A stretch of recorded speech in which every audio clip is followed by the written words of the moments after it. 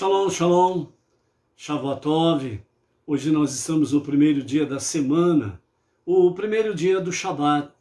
Então nós estamos iniciando uma nova semana. E nessa nova semana nós estamos iniciando a nossa nova porção dos estudos de Torá. Para toda essa semana termos aí pela frente os aprendizados que nós obtemos através da Torá, suas mitzvot, que revelam-nos a vontade do nosso Deus. Hoje nós estamos no dia 12 de dezembro do ano de 2021. Isto é pelo calendário gregoriano. Pelo nosso calendário judaico, nós estamos hoje no dia 8 de Tevet do ano 5782. Hoje nós estamos completando 97 dias até o pôr do sol, 97 dias do ano 5782, Baruch Hashem, né? Então, nós estamos aí na nossa gota de sabedoria do nosso Rebbe Menachem Mendel, de número 97. Então, vamos ver aí o que o nosso Rebbe fala conosco no dia de hoje, quais são os seus ensinamentos para conosco. Então, o nosso Rebbe Menachem Mendel de Tzadik, da nossa geração, né, ele nos fala da seguinte forma: você não pode culpar-se e muito menos perseguir-se por se sentir de determinada maneira, mas pode alegrar-se na batalha de controlar e sublimar esses sentimentos. Cada pequena vitória interior é um triunfo importante sobre as trevas deste mundo. De fato, foi para essa razão que a escuridão foi colocada dentro de você, a fim de que pudesse transformá-la numa grande luz.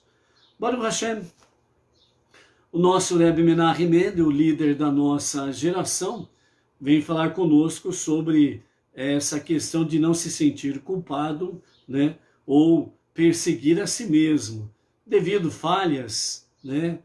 Muitas vezes nós erramos, falhamos, e às vezes a gente colocando um peso de culpa sobre nós mesmos de uma forma que nem Deus, vamos assim dizer, nem passou pela mente de Deus.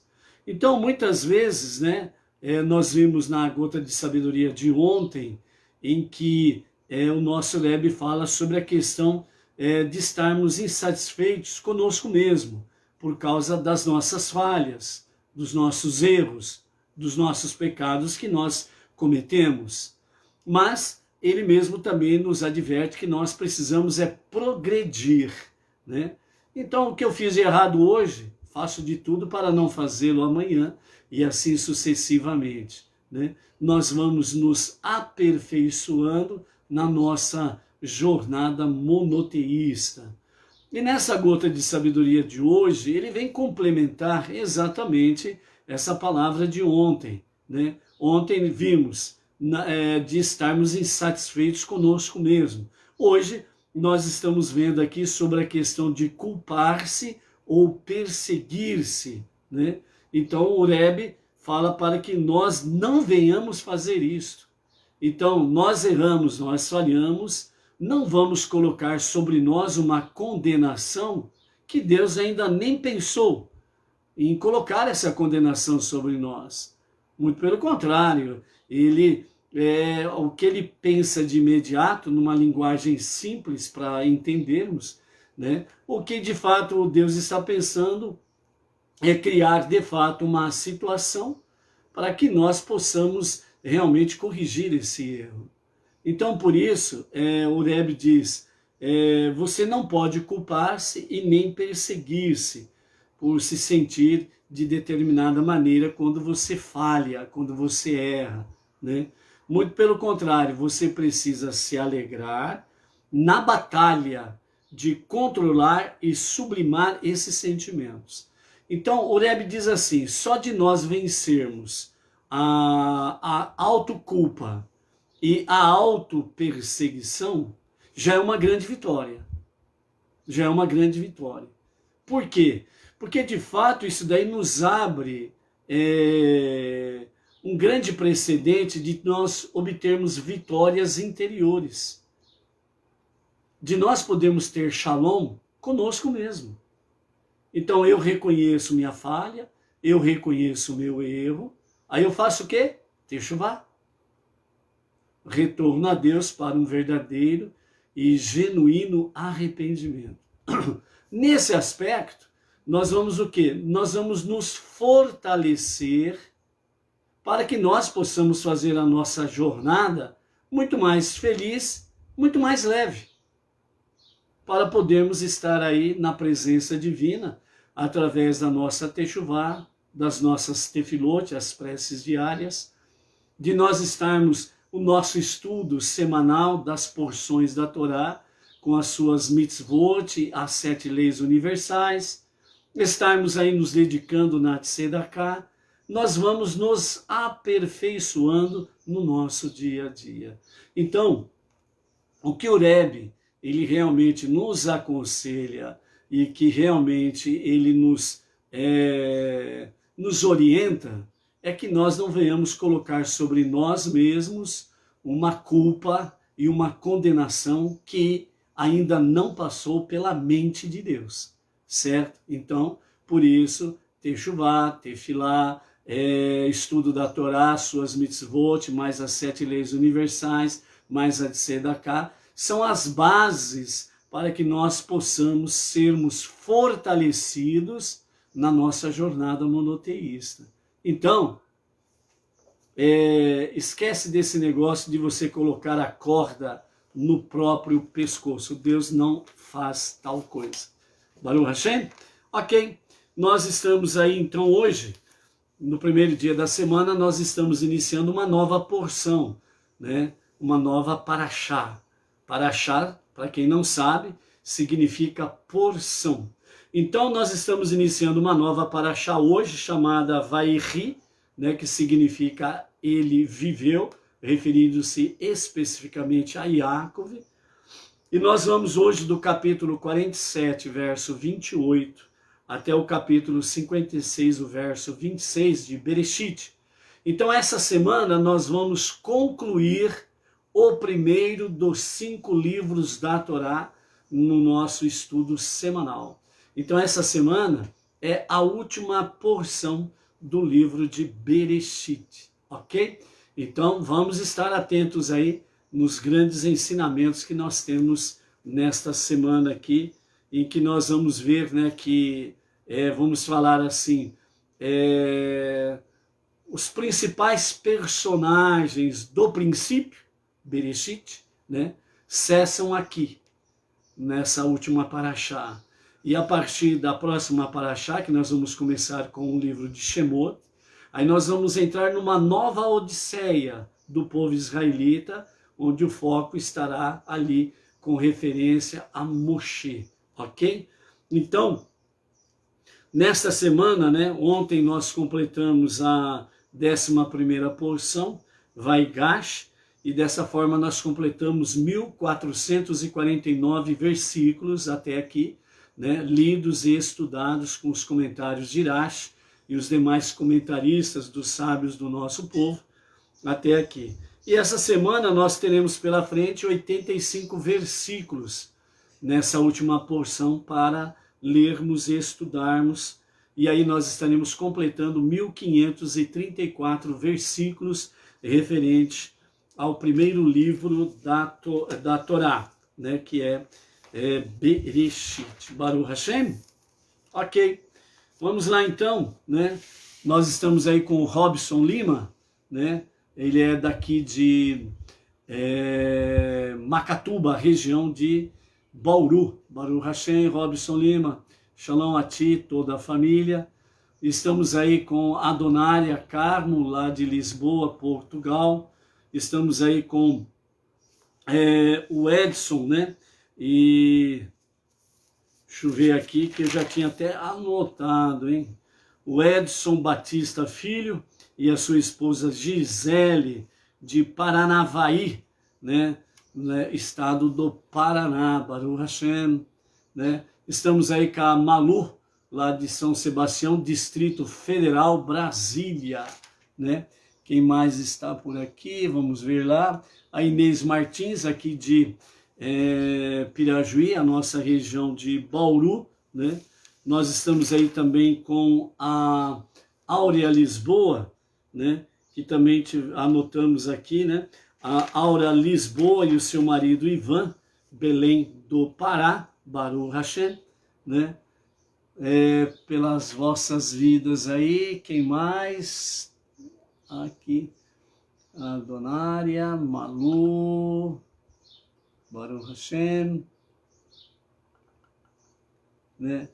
Então, mais alguém aí dá um shalom para a gente estar conectado aí, né? A Nadir, Baruch Shalom, Baruch Hashem, Shalom, Shalom, a Nadir.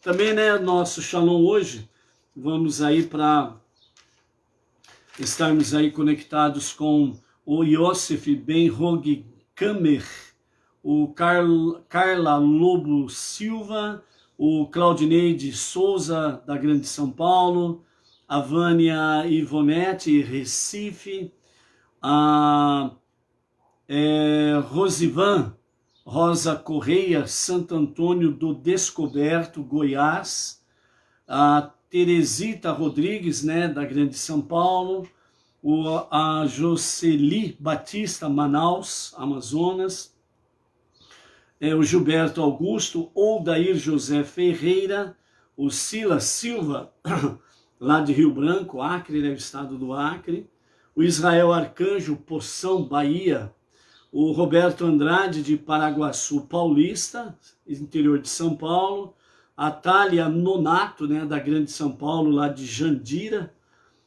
Rai Falcão, né, Itacoatiara, Amazonas, o Jaime Rafael, de Olote, Espanha, o Pedro Cunha, de Imperatriz, Maranhão, Gilvanete, lá de Recife, a Drica Oliveira, né? A Silvana Neri, Ana Lúcia Silva, Elias Campos da Silva, Goiás, né? A Marli Stael, lá de Vitória, Espírito Santo, o Antônio Márcio Braga Silva, lá de Miracema, Rio de Janeiro, que é o emissário ali em Miracema, a Elizabeth Lobo, né? Portugal, cidade do Porto, né, que está aí, o Haron Israel, da cidade Elizabeth, Nova Jersey, Estados Unidos, a Aidil, aleluia, Madre de Deus, cidade da Bahia, né, a Leocádia Pereira, da cidade de Colombo, né, Paraná, a Leocádia Pereira está se recuperando de uma cirurgia, né, que os amados aí elevem, né, nas suas preces, né, a Leocádia, para que o Eterno dê a ela um completo restabelecimento, cura completa, sem sequelas, ok? O Faustino Adão da Costa, de São Luís de Montes Belos, Goiás, né? Eliandro Nunes, de Oriximina, Pará, né? Baruch Hashem, o Josélio Tavares, lá de Cachoeira Paulista, interior de São Paulo, a Maria Isabel Gouveia, lá de Lucélia, interior de São Paulo, a Tereza Barbosa, da cidade de Maringá, Paraná, o Felipe Costa Oliveira, né,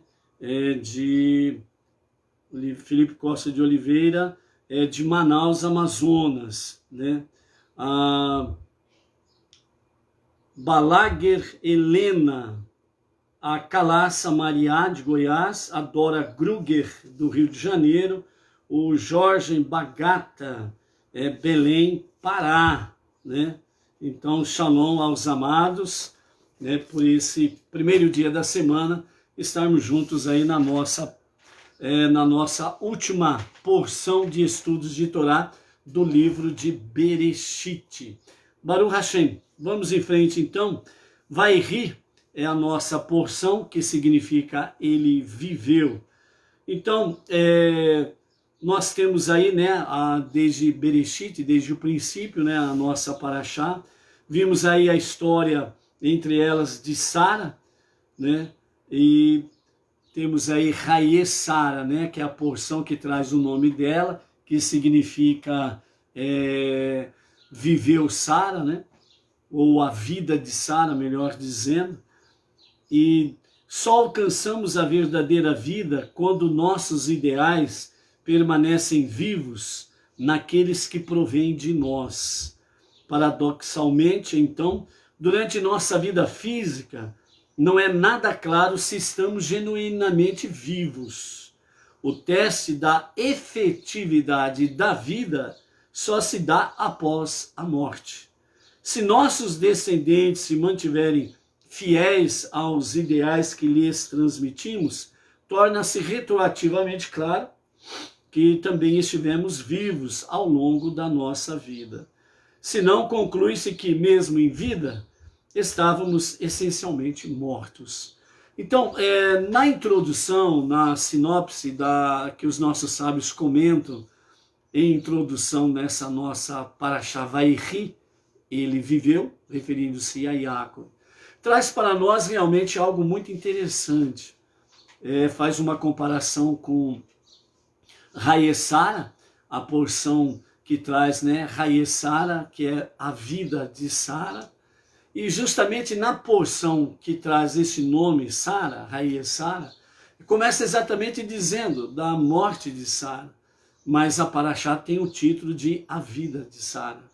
E aqui nós temos Vayikri, e ele viveu, referindo-se a Yaakov, que aqui nós vamos ver, né, não a morte, literalmente falando, no sentido puff, mas sim a ocultação do corpo físico, né? Assim como aconteceu com Sara, a ocultação do corpo físico. Os nossos professores, os nossos mestres, eles falam de forma bem simples. Uma pessoa de tzadik, ela não morre. Há ocultamento do seu corpo físico. Então, na realidade aqui, o que os nossos sábios trazem para nós é que Sara está viva. Yaakov está vivo.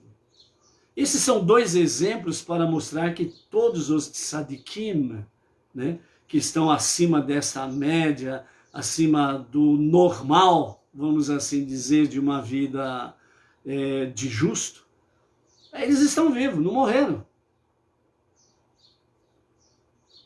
E isso significa que a realidade é que nós podemos viver após a nossa morte, principalmente quando nós deixamos legado.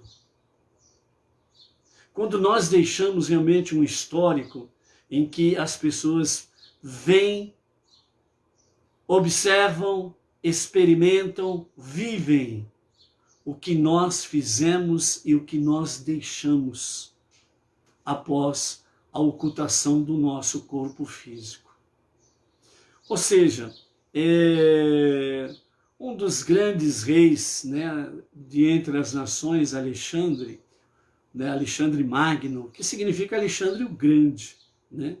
Então, segundo os anais da história aí, fala que Alexandre, quando foi sepultado, as suas mãos estavam fora do esquife, vistas a todo mundo.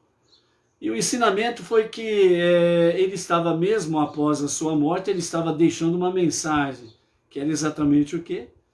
Nós não levamos nada. Morremos e não levamos nada, né?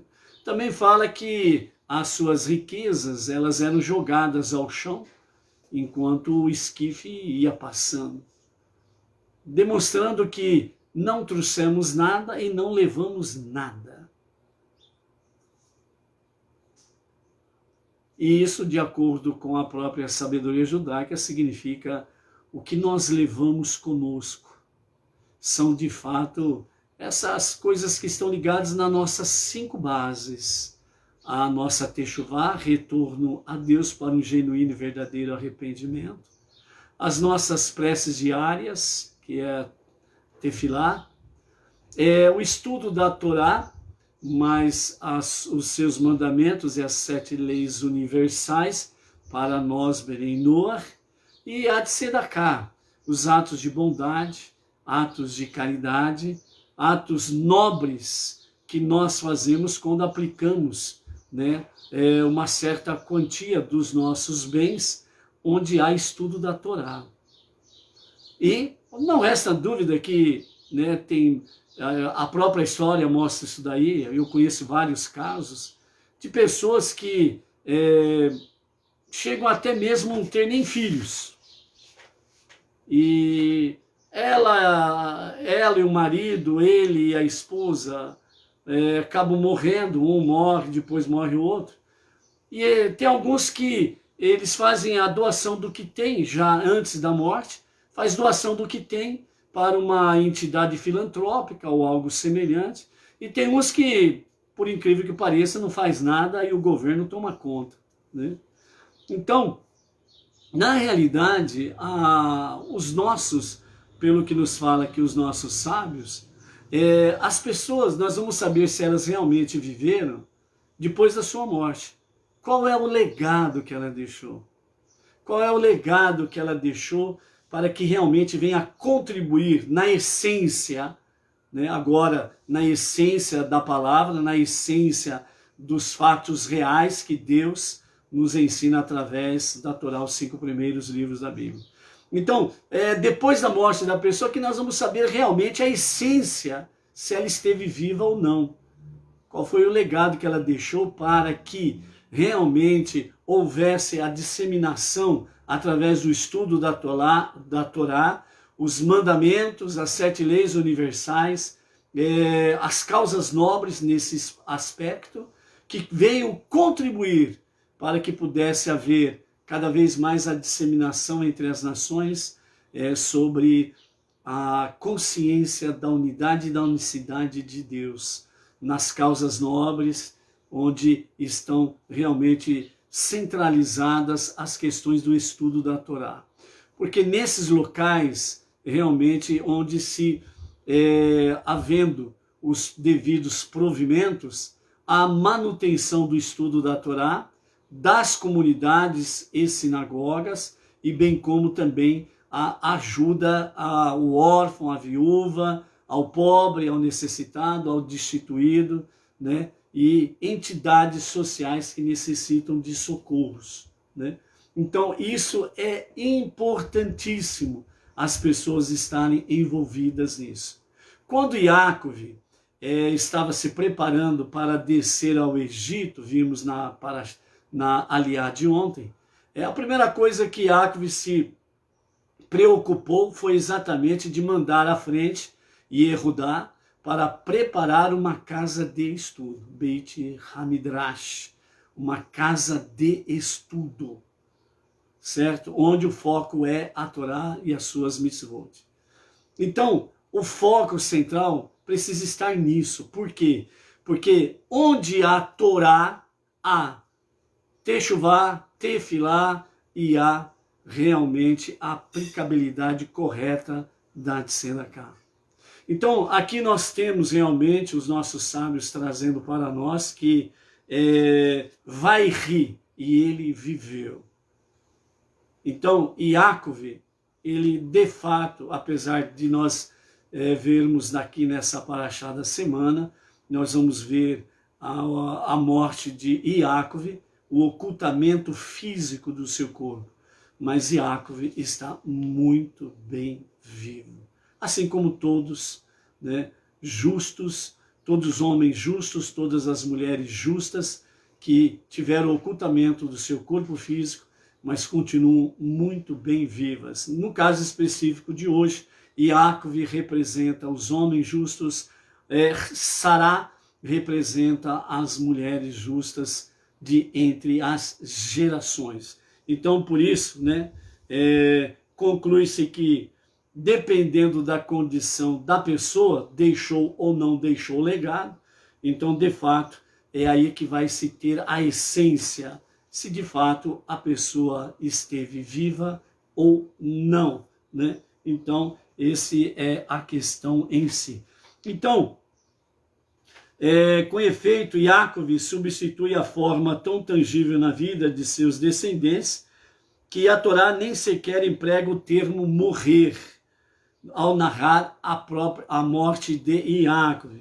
Diz apenas que ele parou de respirar. Então, na raiz da palavra hebraica, quando fala-se sobre a morte de Iácov, então não fala exatamente a expressão morreu, mas fala que Iácov parou de respirar e foi reunido junto com os seus, né? E o Talmud, consequentemente, afirma que, em essência, Iácov não morreu, né? Então, uma das formas de você saber se Iácov está vivo ou não, é só você ter o exemplo da seguinte questão. Até hoje se fala de Iácov nos 4 cantos da terra. Então, Iácov, de fato, viveu e está vivo. Deixou um grande legado. Entendeu? Então é isso daí. Miriam Barros, lá de Brasília, shalom, shalom. Então vamos iniciar a nossa primeira aliada, a nossa paraxá semanal, né? E vamos ver aí alguns comentários de Rashi e alguns outros comentários da Hassidut Chabad, né? Dos ensinamentos Chabad. Então, capítulo 47 de Gênesis, Bereshit, a partir do versículo 28, nós vamos até o capítulo 48, verso 9, que diz assim: Iácov prepara-se para a sua morte. Iácov viveu 17 anos no Egito, no anos 2238 até o ano 2255, a contar da criação, né? Então isso daí gira em torno mais ou menos de mais de 4.300 anos atrás. Ao fim desse período, os dias de Iácov, os anos de sua vida totalizavam 147 anos. Assim, Iácov não viveu tanto quanto seu avô Avraham, que viveu 175 anos, e o seu pai Tzahak, 180 anos, né? Então, a totalização dos anos de vida, né, de Iácov foram de 147 anos. Ao aproximar-se a hora de Israel morrer, ele chamou seu filho Yosef, que ainda era o vice-rei do Egito. Quando Yosef chegou a Israel, disse-lhe: se conquistei tua simpatia, por favor, põe tua mão embaixo da minha coxa e jura que após a minha morte farás para mim o seguinte ato, que é de bondade genuína, porque não poderei nem te agradecer, nem te retribuir nesta vida. Por favor, não me sepultes no Egito. Prevejo que em seu solo, sob o meu corpo, fervilharão piolhos quando Deus punir este país com as pragas. E eu não quero sentir os piolhos passando pelo meu corpo. Além disso, se me enterrares aqui, quando chegar o momento da ressurreição dos mortos, eu, com todos os outros que estão sepultados fora da terra de Israel, terei de passar pela experiência dolorosa de rolar através de canais subterrâneos até alcançar a terra de Israel, onde ocorrerá a ressurreição. Finalmente, sei que o faraó desejará que eu seja sepultado no Egito, para que o mérito de minha presença continue a trazer bênçãos de prosperidade a este país depois de minha morte, como acontece durante a minha vida. Porém, não quero correr o risco que os egípcios façam de mim um objeto de idolatria após o meu falecimento. É verdade que eles já são idólatras de qualquer maneira, mas pretendo fazer o máximo possível para impedi-los que venham transgredir o mandamento: não farás ídolos, não idolatrará, né? Então, Iácov estava aconselhando Yosef para que ele não fosse, né, um objeto de idolatria no Egito. Pois em breve me deitarei com meus pais, isto é, morrerei, e então me levará do Egito e me sepultará em seu jazigo. Iosif respondeu, farei como dizes. Porém, Iosif disse isso, mas não jurou. Mas Iacov, ele vem e de forma incisiva, ele diz a Iosif, saiba que em primeiro lugar não seria fácil para Iosif, né, para você resistir ao faraó para enterrar-me no Egito. Em segundo lugar, uma vez que eles estavam sob o domínio estrangeiro no Egito, a situação poderia mudar no futuro, dificultando então a Iosif o cumprimento de sua palavra. E finalmente Iacov estava ciente de que o próprio Iosif estaria mais inclinado a sepultá-lo no Egito, para que o mérito de sua presença continuasse a proteger seus descendentes ali, mesmo depois de sua morte. Então, segundo os comentários de Rashi, né, isso estava na mente de Iosif. Portanto, tendo conhecimento de que alguém que jura fazer algo precisa ficar constantemente alerta para cumprir o que fez como juramento. Então, dessa forma, Iacov, ele insiste para com Iosif. Jura-me que realizarás o meu pedido. E então Iosif jurou-lhe. Então agora havia um juramento. Não apenas, né, aquela palavrinha, né, farei como dizes. Não, agora tem um juramento. Eu juro. Embora ambos soubessem que Israel era espiritualmente superior a Iosif, Israel prostrou-se diante de José para despertar o sentimento de poder de seu filho e dar-lhe confiança de que necessitaria para atender a sua solicitação. Antes de prostrar-se, ele posicionou-se de modo a estar voltado em direção à presença divina que repousava sobre a cabeceira da cama, assim como repousa sobre a cabeceira da cama de todos os enfermos, para inclinar-se perante Deus ao mesmo tempo que o fazia ante Iosif.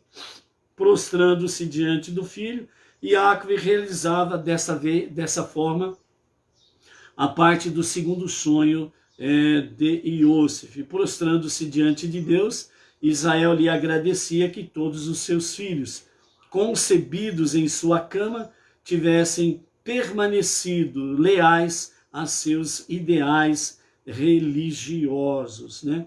Aqui nós encerramos o capítulo 47 e vamos iniciar o capítulo 48, né?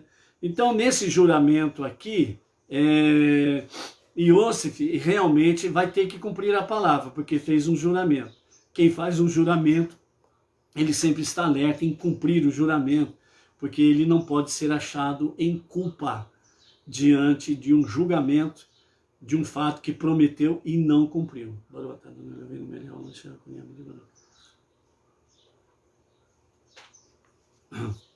Então, dessa forma, Iacov tem a certeza que Iosif vai cumprir, né? E aqui também tem um detalhe, né, que os nossos comentaristas falam, né, em outros lugares, dizendo que quando Iacov ele faz José fazer o juramento, é porque ele não fez com seus outros filhos. Porque os outros filhos não tinham nenhum cargo, nenhuma posição pública no Egito. Então eles eram apenas estrangeiros no Egito. E o faraó não teria motivo para atender o pedido deles. Enquanto que Iosif era o vice-rei. Ele era o governador de todo o Egito. Então o faraó confiava plenamente em Iosif. Então, se Iosif não faz o juramento, então o faraó, como rei, ele determinaria que Iosif enterraria seu pai no Egito, porque não havia um juramento. A partir do momento que Iosif chega para o rei, após a morte do seu pai, e diz para o rei, eu preciso levar o meu pai para o jazigo da família lá em Canaã, porque eu jurei que levaria os seus restos mortais para Canaã. Então, desta forma, né, o faraó estaria analisando um pouco mais comedido sobre a questão. Por mais que o faraó ele pudesse ser tentado, estar tentado, porque a partir do momento que Jacve chegou no Egito, ele abençoou o faraó e o rio Nilo, a fome cessa. Então vejam bem, o período de seca e fome sobre o Egito e toda a terra seriam de 42 anos. E Iosif faz uma prece, Deus reduz para 7 anos. Quando ele reduz para 7 anos, então se preparam para isso. Mas quando Jacve chega ao Egito, e na presença do faraó, ele abençoa o faraó e abençoa o rio Nilo, então o que era para ser 7 anos de escassez e intensa fome, ficaram apenas em 2 anos. E dessa forma, o que acontece? O faraó viu que depois que Iosif ele interpreta o sonho e começa a administrar, as coisas prosperam para o rei. Tanto é que ele se torna dono e senhor absoluto de todo o Egito, de todas as almas viventes do Egito. E quando Jacve chega no Egito, o que era para esperar mais 5 anos de fome, acabou, terminou, porque Jacve trouxe a bênção. Então, a presença de Jacve simplesmente anulou tudo que era negativo. Entre elas, principalmente, a questão da seca, da escassez, da fome.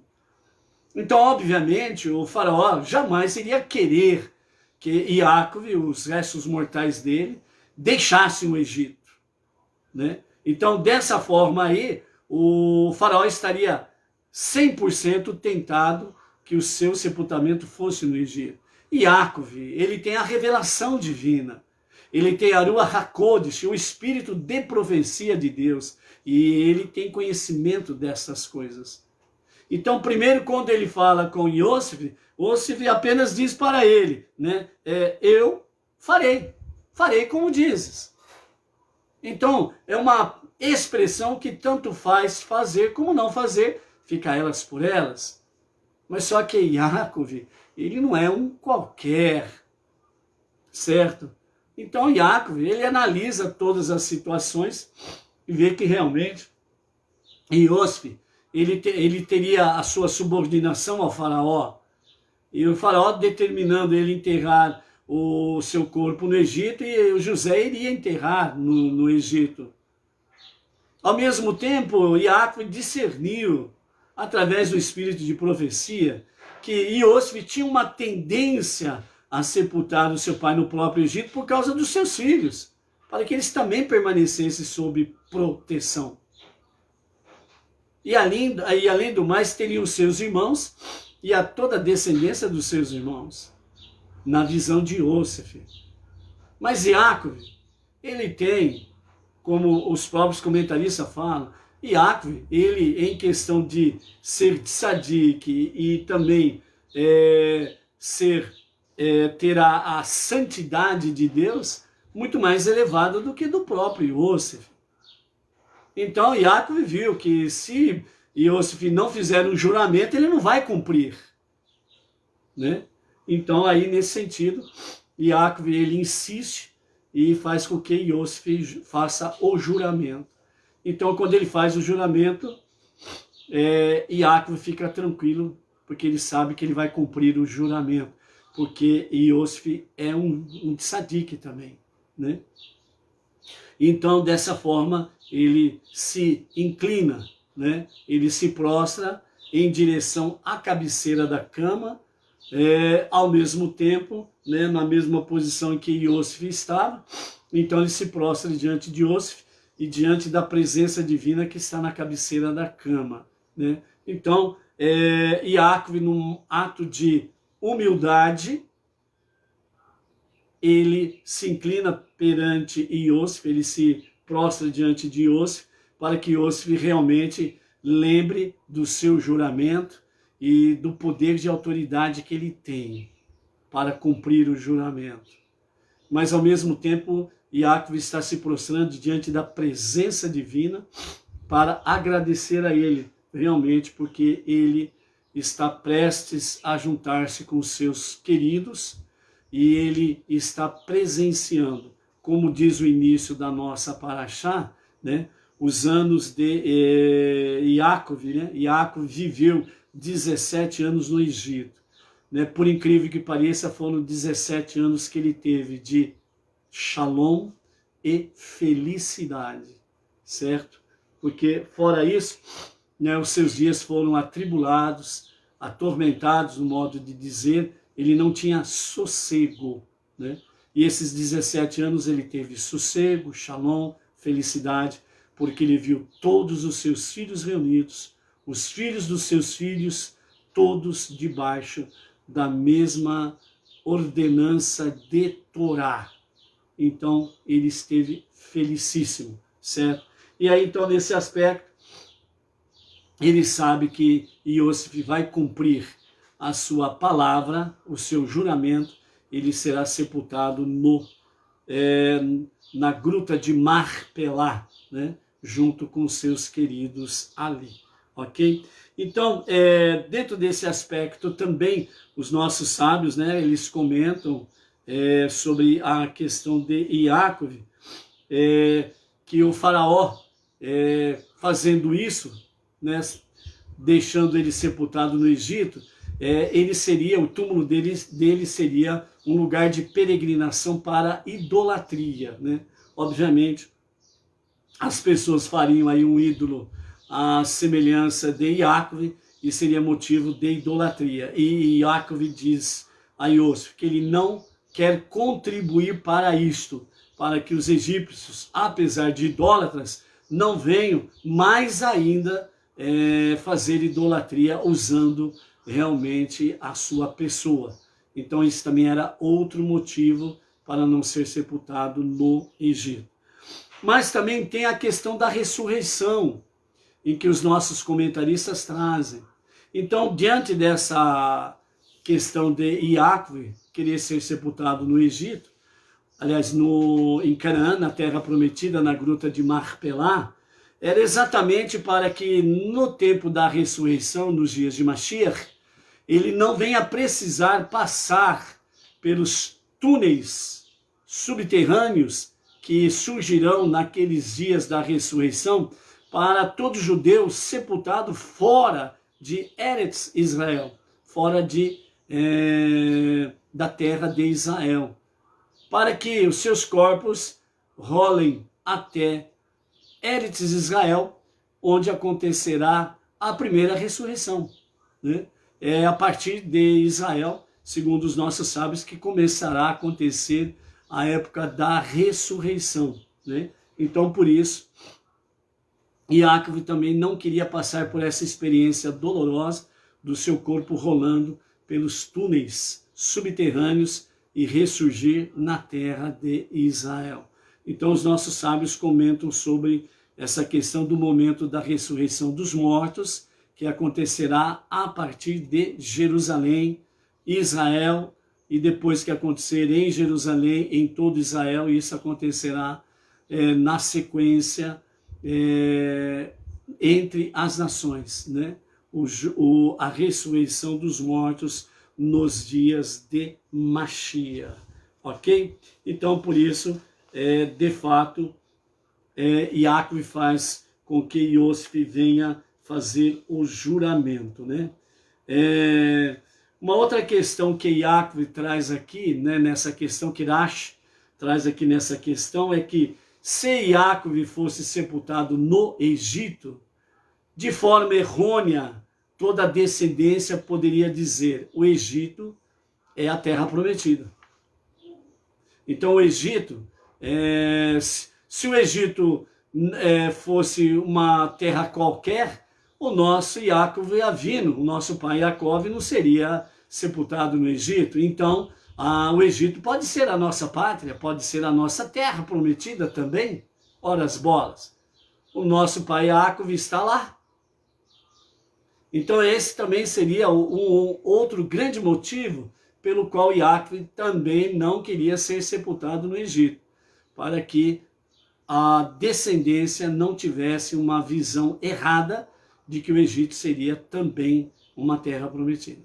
Então, por isso, os nossos patriarcas e matriarcas estão ali, os seus corpos estão sepultados em Canaã, na terra prometida, na terra de Israel, ok? Então, essa também era outra questão que Rashi e os nossos sábios trazem para nós aí, tá bom? E o pedido também de Yaakov para Yosef era que, de fato, né, Yaakov queria descansar junto com os seus pais, né, e levantar em boa companhia quando chegar a hora certa, né, a hora da ressurreição. De acordo com isto, né, os nossos sábios, eles comentam que, principalmente, né, literalmente falando, né, todo judeu ele precisa ser sepultado, precisa procurar, melhor dizendo, ser sepultado ao lado de um tzadik, para que na hora da ressurreição ele possa ressurgir junto com o tzadik, ou seja, uma boa, excelente companhia na ressurreição, certo? Então, é esse aspecto aí, né? É por isso também, amados, né, uma das preocupações, né, do movimento Bnei Noach, que ainda é um segmento novo, né, desde 2012, né, algumas comunidades estão procurando aí, de uma forma legal, juridicamente falando, né, o próprio movimento Bnei Noach Brasil, né, ter o seu próprio cemitério, né, sendo sepultado junto com aqueles que estão vivendo o monoteísmo com fundamento judaico, com orientação rabínica, né? Então estão vendo aí a possibilidade disso também acontecer. Afinal de contas, como diz aqui os nossos sábios, né? Nada melhor do que ser sepultado ao lado de um tzadik, né? Que estão aí na fé monoteísta, né? Para o dia da ressurreição, ressuscitarem uma ótima companhia, ok? Então é isso daí também. Vamos lá agora no capítulo 48, verso 1 a 9, que nos fala sobre Yaakov abençoa Efraim e Menashe. Então, Efraim, filho de Yosef, estudava a Torá regularmente com Yaakov, em Goshen. Quando Yaakov adoeceu, algum tempo depois desses acontecimentos relatados, Efraim foi e disse a Yosef: teu pai está enfermo. Então Yosef levou consigo seus 2 filhos, Menashe, o primogênito, e Efraim, né, que é o caçula. Menashe tinha na época 25 anos, e Menashe tinha 25 anos, e Efraim tinha 24 anos. E Yosef leva para que eles sejam abençoados antes da morte do avô deles. Ao chegar Yosef, Efraim disse a Yaakov, né, teu filho Yosef vem a ti. Então Israel, por respeito à posição de vice-rei de Yosef, ele cobrou suas forças que definhava e ele sentou-se na cama, né? Yaakov disse então a Yosef: Deus Todo-Poderoso apareceu-me em luz em Canaã e abençoou-me. Ele me disse: eu te farei prolífico e numeroso. Farei de ti uma nação, né, e uma comunidade de povos, né, será então progenitor realmente de um grande povo. Também uma referência que Yaakov fez aqui, segundo Urash, uma referência ao fato de que um de meus filhos já nascido seria o progenitor de 2 tribos e não de uma só. Embora esse privilégio devesse legitimamente ser de Reuven, meu primogênito, eu resolvi conferi-lo a ti, Yosef.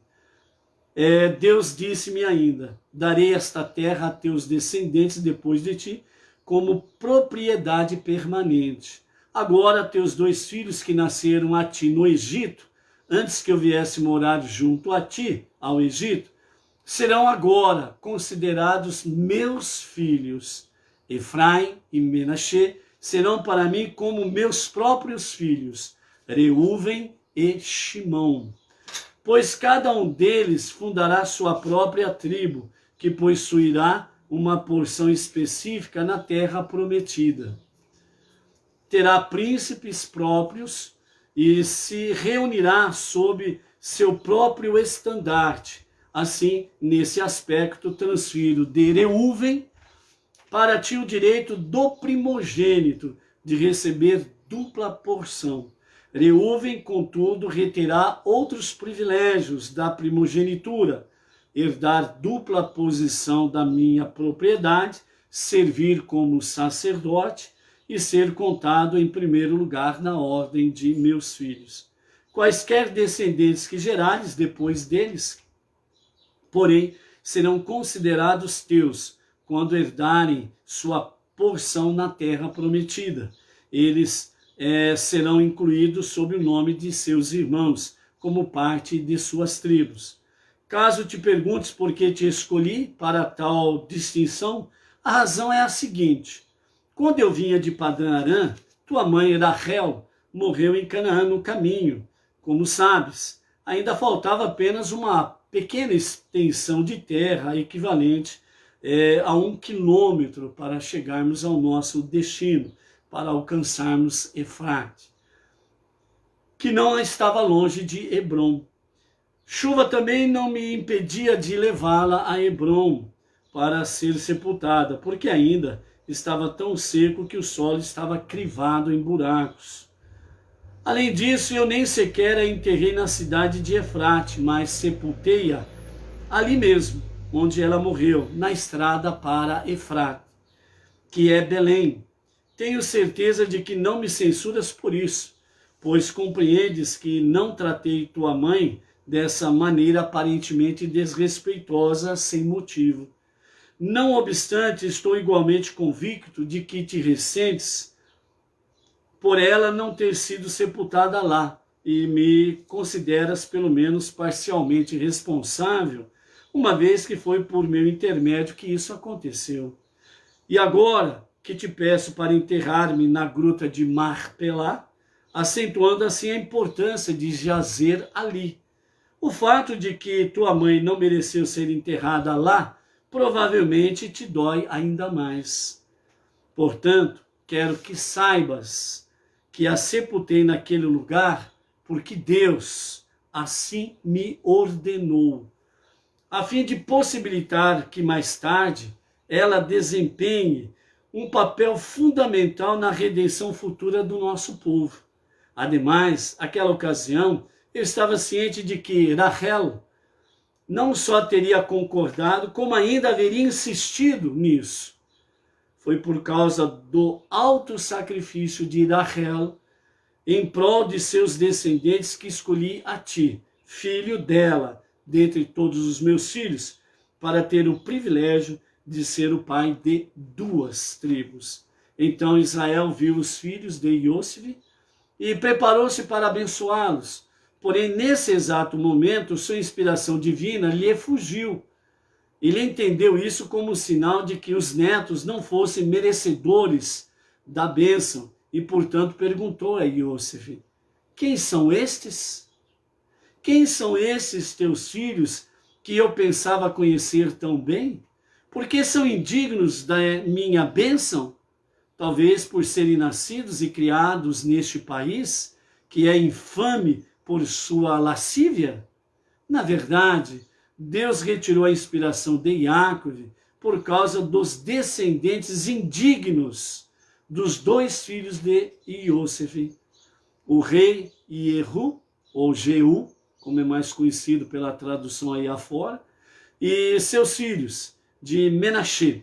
Então, essa descendência de Menaxê, que é o rei Jehu, ou Jeú, que é mais conhecida essa tradução aí, que realmente trazem sobre si momentos difíceis para o povo de Israel, e depois vai culminar com a divisão das tribos de Israel.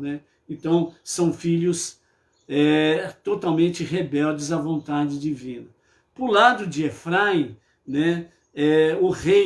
os reis, Iarovã e Ahave, que é Jeorão, e Acabe, mais conhecido aí, que vinham também de uma divisão do povo de Israel e também tornaram-se perseguidores aí dos profetas de Deus, né?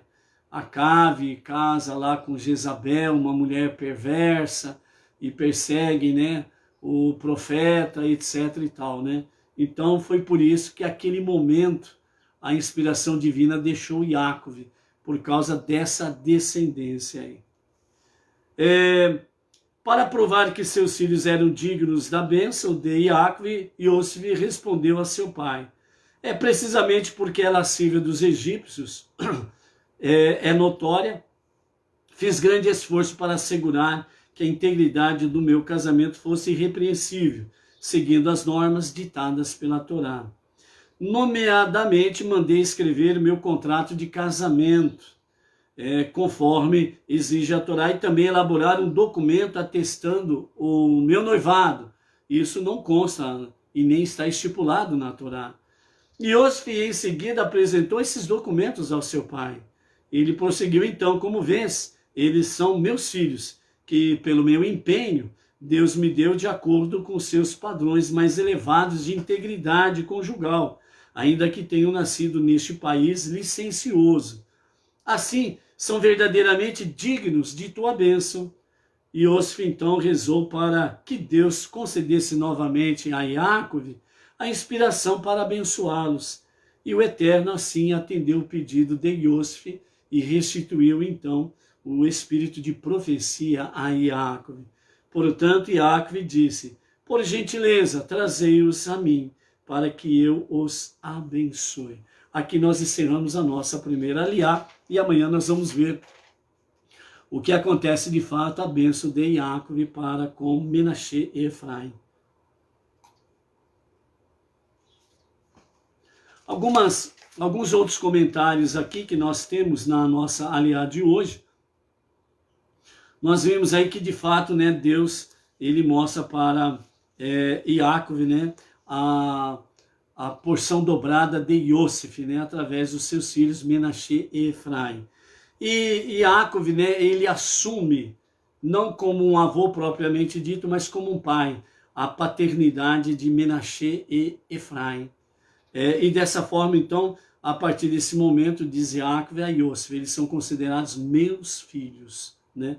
Então, por isso, a partir desse momento, Iacove, ele tem a autoridade legal, juridicamente falando, dele poder conceder a Menaxê e a Efraim realmente essa bênção e essas porções das bênçãos que Deus tem ali. Com referência à questão de Rachel, aqui é o momento, segundo Rashi, segundo o Talmud, né, nos fala exatamente sobre essa questão. É o momento em que Iacove ele coloca a sua casa em ordem antes da morte. Então, ele não queria partir nessa separação física de Iosif, sem deixar bem claro para Iosif o porquê que ele sepultou Rachel no caminho, né, para Hebron, né, ali nas proximidades de Efrate, no caminho conhecido como Belém.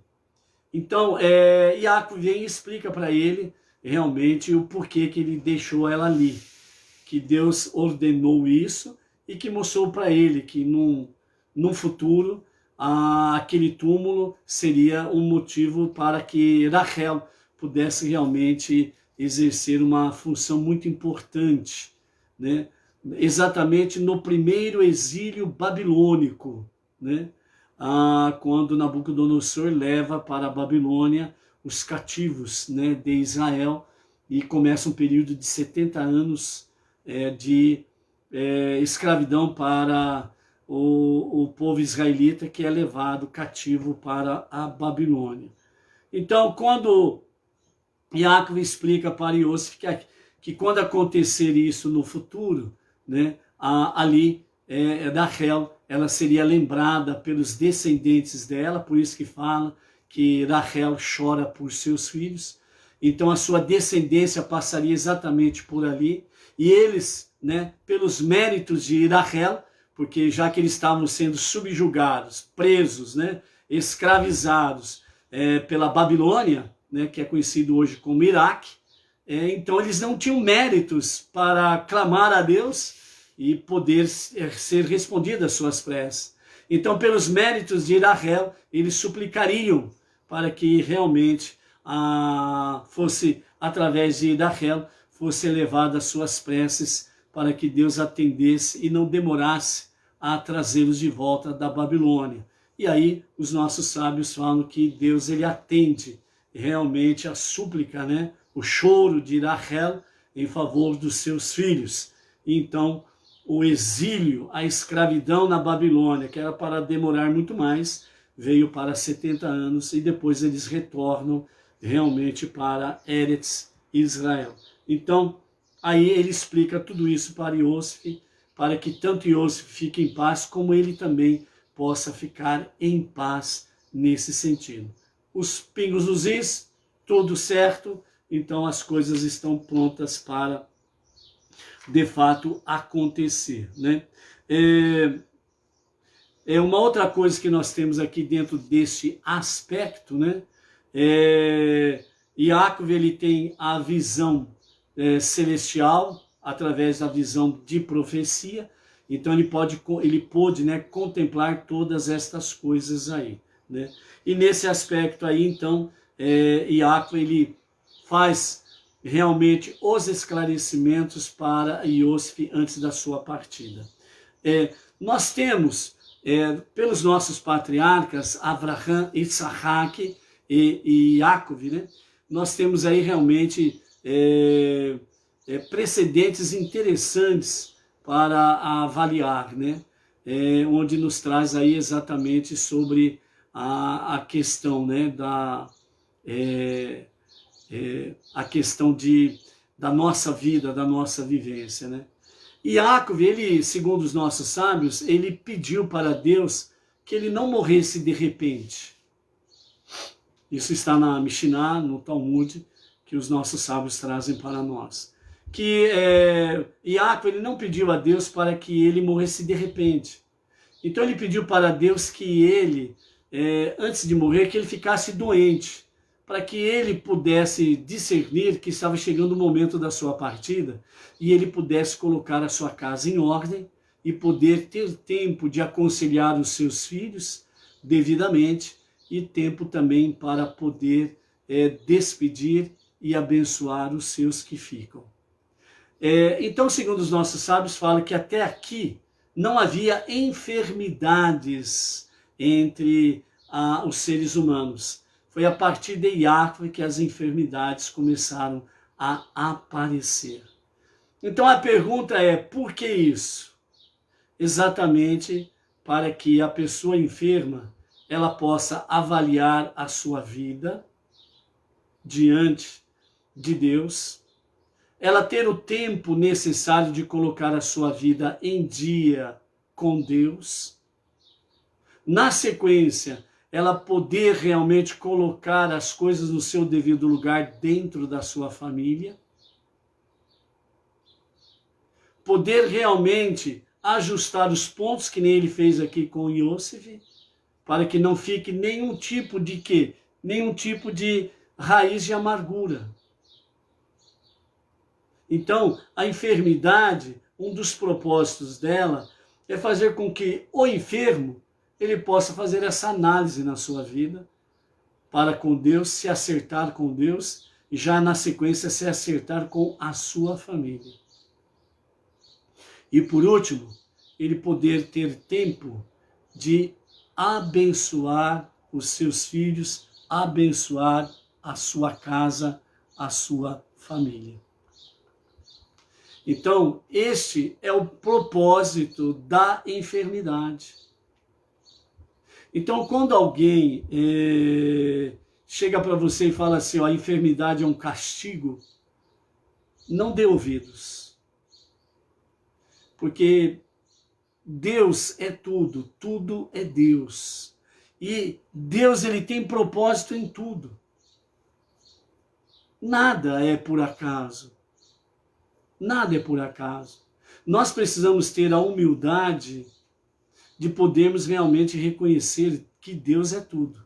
e que Ele tem propósitos para conosco, tem realmente lições para nos dar. Então, a enfermidade, ela é para esse propósito. É para esse propósito, ok? Normalmente você escuta, quando alguém morre de repente, você normalmente escuta os enlutados dizer, bom, para ele foi bom, mas para nós, de repente, que ficamos, né, dói demais, porque não teve tempo. Alguns falam assim, eu não tive tempo de poder pedir perdão para o meu pai. Eu não tive tempo de pedir perdão para minha mãe. Foi muito rápido, de repente. Não deu tempo da gente se acertar. Não é verdade? Apesar que mesmo numa situação dessa, alguma coisa aconteceu com essas pessoas antes dessa morte ser repentina. Às vezes acontece, às vezes não, né? Deus, ele tem propósito, ele faz isso. Deus, muitas vezes, ele colocou certas situações para que a pessoa pudesse ter tempo de poder, no caso, no exemplo específico, de pedir perdão, se ajustar com seu pai, com a sua mãe, com a sua esposa, seu marido, seus filhos, etc e tal, com seu amigo, parente, seja ele que for.